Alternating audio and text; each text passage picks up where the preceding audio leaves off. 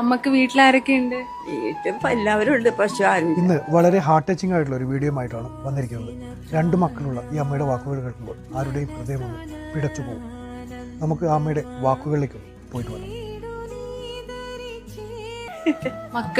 അമ്മ എന്താ ഇവിടെ വരാൻ കാരണം? അമ്മേ, ഞാൻ വന്നൊന്നുമല്ല, അവര് തന്നെ എന്നെ കൊണ്ടുവന്നാക്കിയതാ. ഞാൻ അവർക്ക് പോയും കൂടി ഞാൻ അറിഞ്ഞില്ല.